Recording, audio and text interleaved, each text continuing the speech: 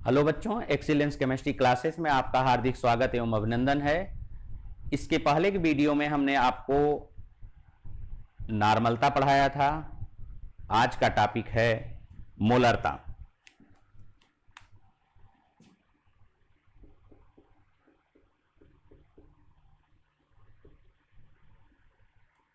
एक बर्तन लेते हैं। इस बर्तन में हम 1 लीटर जल रख लेंगे।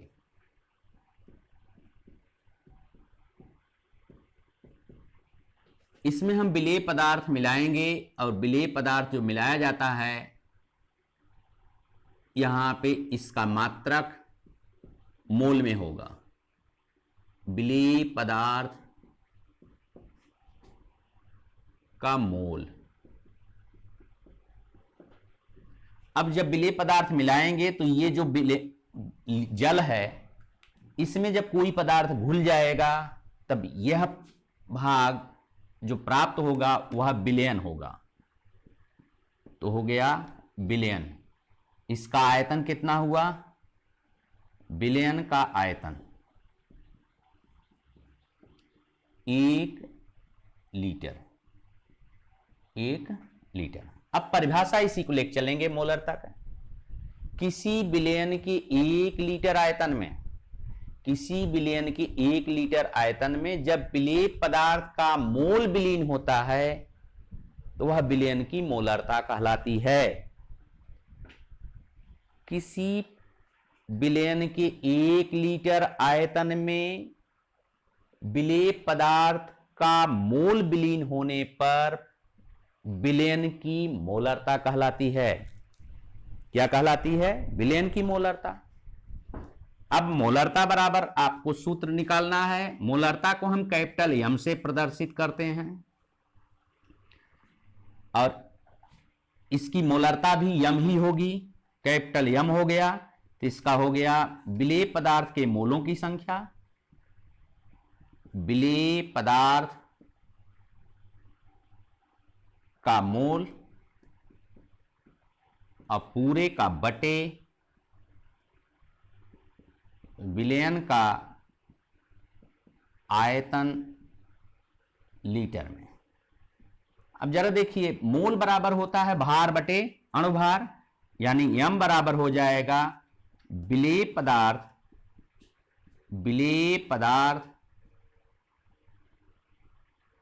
का भार ग्राम में अब पूरे का बटे मोल बराबर भार बटे अणुभार। तो ये हो जाएगा विलेय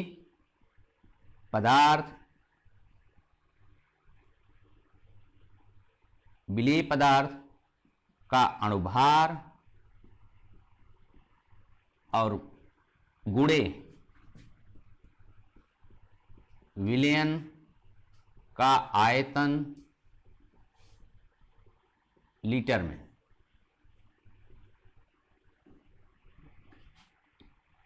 अगर हम इस आयतन को ml में प्रदर्शित करें तो 1 लीटर बराबर 1000 ml का होगा।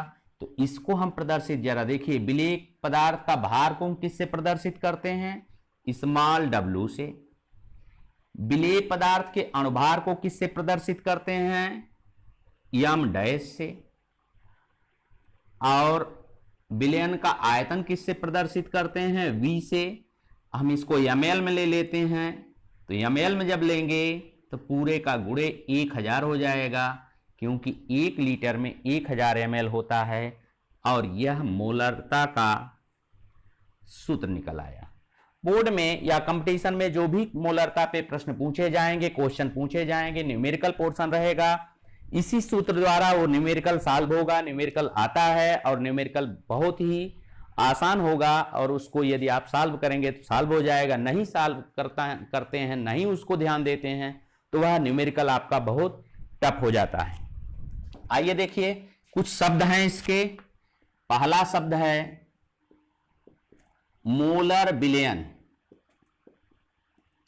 मोलर विलयन। मोलर विलयन कब होगा? जब हम किसी विलयन के 1 लीटर आयतन में विलेय पदार्थ का केवल 1 मोल विलीन करते हैं। कितना विलीन करते हैं? 1 मोल। तो जो विलयन प्राप्त होगा वह क्या हो जाएगा? मोलर विलयन। किसी विलयन के 1 लीटर आयतन में विलेय पदार्थ का 1 मोल विलीन होने पर प्राप्त विलयन मोलर विलयन कहलाता है। और इसकी मोलरता यम होती है, जिसको हम 1 से भी प्रदर्शित करते हैं। यानी मोलरता को भी यम से प्रदर्शित किया जाता है, मोलर विलयन को भी यम से प्रदर्शित करते हैं। मोलरता की जो मोलरता होगी, यानी मोलरता जो विलयन होगा वह उसमें कोई भी मोल घुले हो सकते हैं, लेकिन मोलर विलयन में मात्र 1 मोल घुला होता है। 1 से अधिक नहीं होगा, 1 से कम नहीं होगा। इसको विशेष ध्यान देना है आपको। दूसरा इस पे शब्द है semi molar. Semi molar, semi से तात्पर्य ही हो जाता है कि आधा, यानी मोलर विलयन का आधा। तो इसकी परिभाषा होगी किसी विलयन के 1 लीटर आयतन में विलेय पदार्थ का 1/2 मोल कितने हों? 1/2, अथवा इसी को हम 0.5 भी कह सकते हैं। तो इतना मोल घुले होने पर, कितना? 0.5 मोल घुले होने पर प्राप्त विलयन सेमी मोलर कहलाएगा। किसी विलयन के 1 लीटर आयतन में विलीन पदार्थ के 1/2 मोल अथवा 0.5 मोल विलीन होने पर प्राप्त विलयन सेमी मोलर कहलाता है। सेमी मोलर की परिभाषा, सेमी मोल की मोलरता m/2 होती है, जिसे हम 1/2 से भी प्रदर्शित करते हैं। तीसरा टॉपिक हो गया डेसीमोलर। डेसीमोलर किसी विलयन के 1 लीटर आयतन में जब विलेय पदार्थ की 1 मोल का, विलेय पदार्थ के 1 मोल का 1/10वां भाग, यानी 1/10 मोल विलीन होते हैं, तो प्राप्त विलयन डेसीमोलर विलयन कहलाता है। क्या कहलाता है? डेसीमोलर विलयन कहलाएगा। कब कहलाएगा?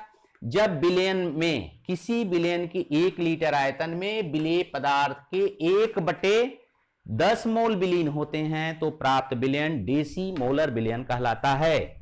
इसकी मोलरता m/10 अथवा 1/10 होती है। इसके बाद अगला शब्द है सेंटीमोलर।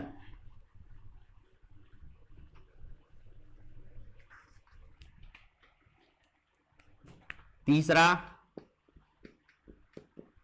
सेंटीमोलर, ये हो गया विलयन का आयतन।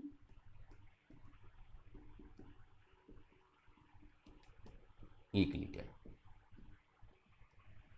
जब किसी विलयन के 1 लीटर आयतन में, जब किसी विलयन के 1 लीटर आयतन में विलेय पदार्थ के 1/100 मोल विलीन होते हैं, तो प्राप्त विलयन सेंटीमोलर कहलाता है। इसकी मोलरता m/100 होती है, जिसे हम 1/100 से भी प्रदर्शित करते हैं।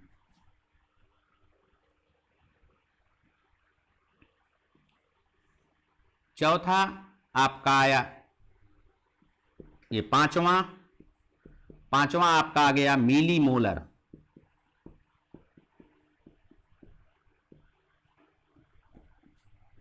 जब किसी विलयन के 1 लीटर आयतन में 1 मोल का 1000वां भाग घुला होता है, तो प्राप्त विलयन मिलीमोलर विलयन कहलाएगा। अर्थात किसी विलयन के 1 लीटर आयतन में विलेय पदार्थ के 1 मोल का 1/1000वां भाग विलीन होने पर प्राप्त विलयन मिलीमोलर विलयन कहलाता है। इसकी मोलरता m/1000 अथवा 1/1000 होती है। ठीक, तो आइए अब इस पे प्रश्न किया जाए, इस पे सवाल सॉल्व किया जाए।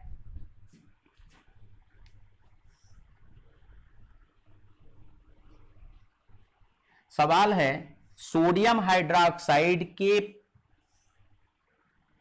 500 ml के सेंटीमोलर विलयन में कितने ग्राम सोडियम हाइड्रोक्साइड विलीन होगा?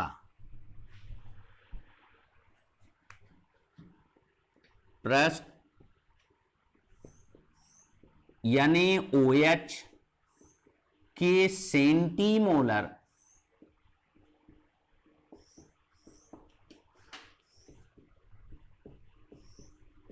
विलयन में यानी OH की कितनी मात्रा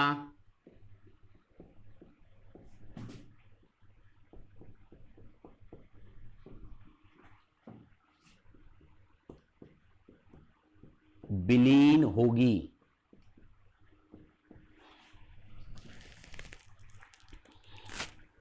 अब आपको ये निकालना है इसका। आइए, सोडियम हाइड्रोक्साइड का क्या चीज दिया गया है, यहां पे जरा ध्यान दीजिएगा, एक चीज छूट गया, यानी ये OH के 500, फिर से लिख दे रहे हैं, यानी OH के 500 ml सेंटीमोलर विलयन, यानी इस विलयन का आयतन कितना हो गया? इस विलयन का आयतन आपको निकालना है, ml में दिया गया है, तो ये हो जाएगा आपका V बराबर 500 ml। इसके बाद दिया जा रहा है ये सेंटीमोलर, और इसकी मोलरता हो गई सेंटीमोलर यानी 1/100, जिसको हम m/100 भी कहते हैं। अब आपको NaOH का अणुभार निकालना है, NaOH का अणुभार बराबर, अब हमने अणुभार पिछले वीडियो में बताया था कैसे निकलता है। अणुभार निकालने के लिए, किसी भी यौगिक का अणुभार ज्ञात करने के लिए आपको वीडियो दिया गया है, आप डिस्क्रिप्शन में जाइए और वहां लिंक दिया गया है, लिंक को आप टच करेंगे तो आपको मिल जाएगा उस पदार्थ के अणुभार निकालने की विधियां।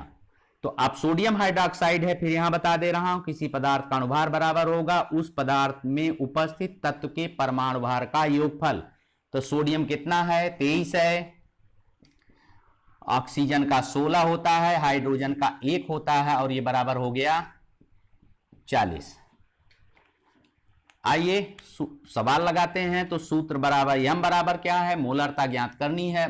मोलरता बराबर होता है इसमें भार बटे अणुभार और गुणे आयतन और पूरे का गुणे 1000। अब आपको भार निकालना है, चूंकि भार मालूम नहीं है, तो अब जरा यहां देखिए, भार नहीं मालूम है तो भार निकालना है आपको। तो ये भार बराबर हो जाएगा, इसको ले आएंगे, तिरछा गुणा हो जाएगा, यम गुणे m डैश गुणे v, और भाग किसका देंगे? अब हम देंगे 1000 का। अब ये W बराबर हो गया, तो W बराबर निकालना है, तो यम क्या है? पदार्थ की मोलरता। कितनी मोलरता है? 1/100। 1/100।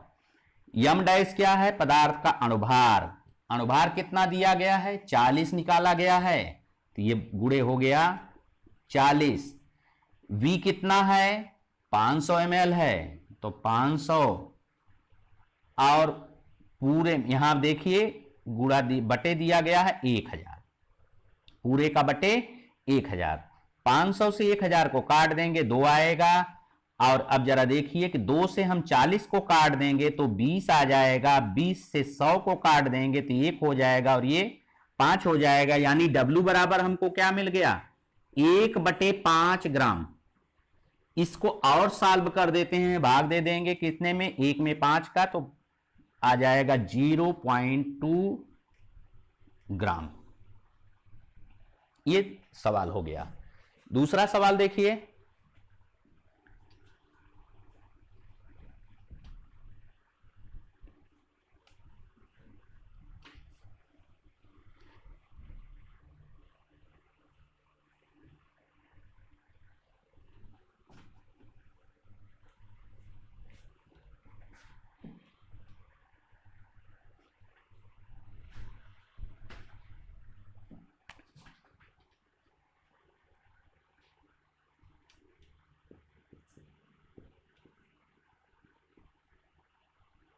250 ml H2SO4 के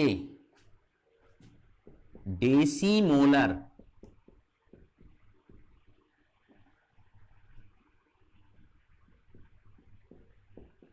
विलयन बनाने में H2SO4 की कितनी मात्रा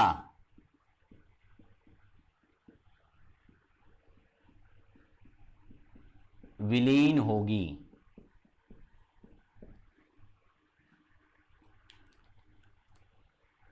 आइए सवाल को सॉल्व करते हैं। क्या पूछा जा रहा है, इसमें क्या क्या दिया गया है। आयतन दिया गया है, आयतन कितना है 250 ml।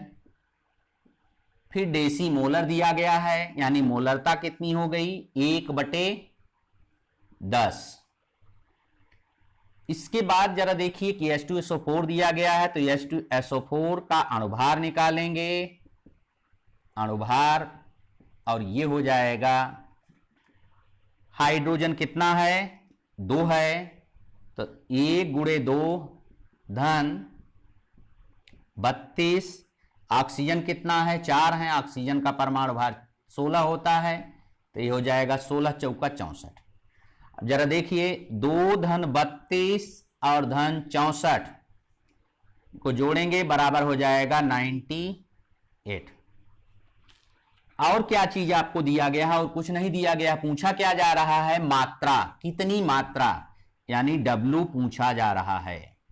तो आपका सूत्र है, यानी मोलरता बराबर क्या होगा, m बराबर स्मॉल w बटे m डैश गुड़े v पूरे का गुड़े 1000। अब जरा देखिए W निकालना है, तो मोलरता को हम ले आएंगे नीचे, तिरछे गुणा हो जाएगा, 1000 ऊपर चला जाएगा, तो 1000 W बराबर हो जाएगा m डैश इंटू v। इसको ऐसे भी सॉल्व कर लेंगे, देखिए और थोड़ा आसान कर दे रहा हूं, m गुड़े m dash into v।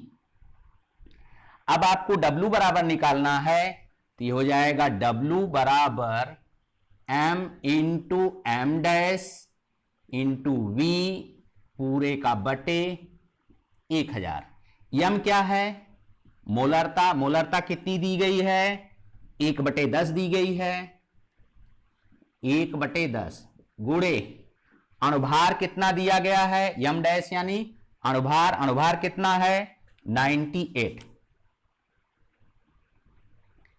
v कितना है 250 और पूरे का बटे 1000। इसको सॉल्व कर दीजिए, इसको काटेंगे 4 आ जाएगा। अब देखिए 4 से हम इसको काट देते हैं, तो 4 दूनी 8 और 4 चौक 16,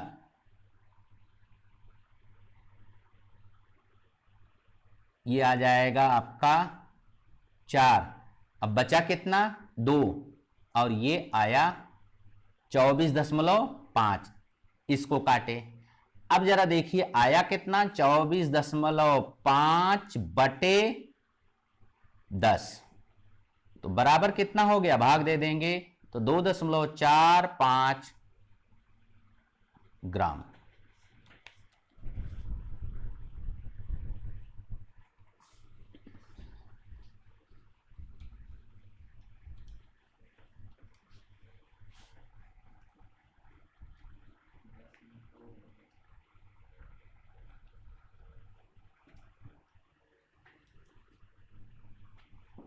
आइए एक आध दो सवाल और देख लेते हैं।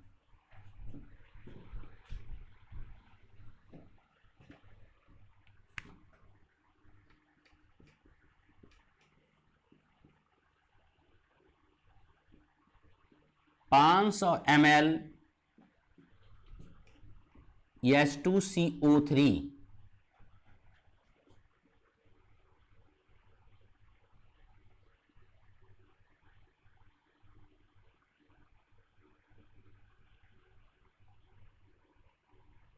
के विलयन में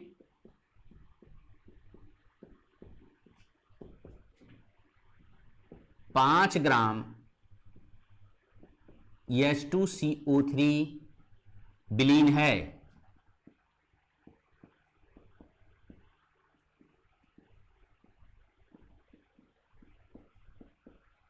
विलयन की मोलारता की गणना कीजिए।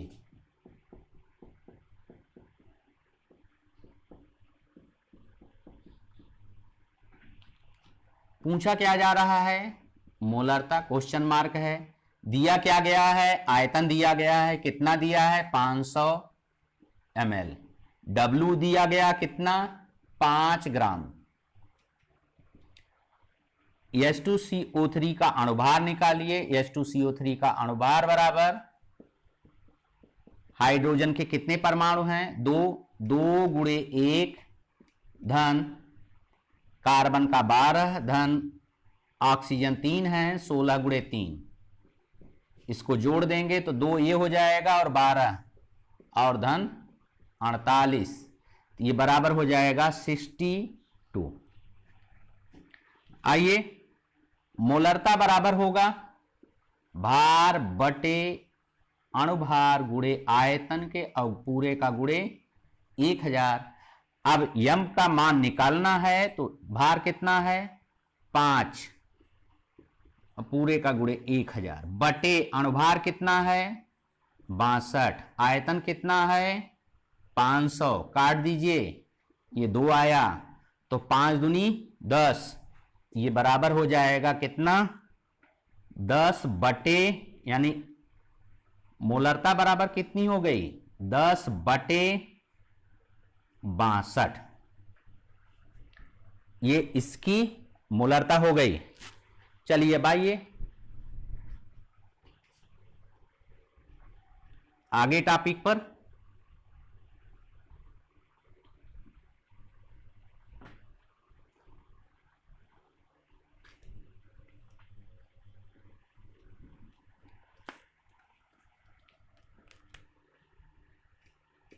नॉर्मलता तथा मोलरता में संबंध।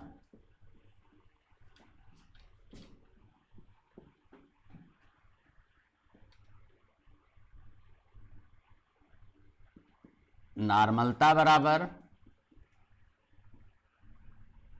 मोलरता गुणे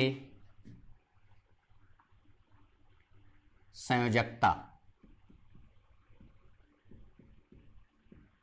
ये इनका संबंध है। दूसरा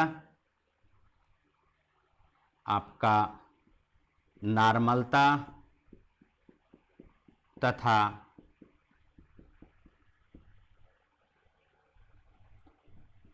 सांद्रता ग्राम प्रति लीटर में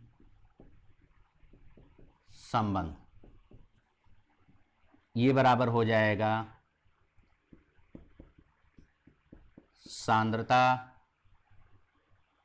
ग्राम प्रति लीटर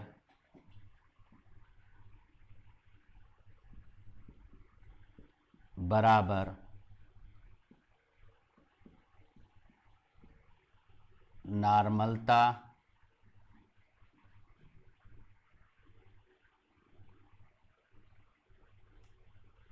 सांद्रता ग्राम प्रति लीटर बराबर हो जाएगा भार बटे तुल्यांकी भार गुणे आयतन पूरे का गुणे 1000। ये आ गया, नहीं सॉरी, NeV/1000, जिसको हम W=NeV/1000 भी कहते हैं। तो आज का टॉपिक बस इतना ही। चैनल को सब्सक्राइब करिए, वीडियो को शेयर करिए और इसे लाइक करिए।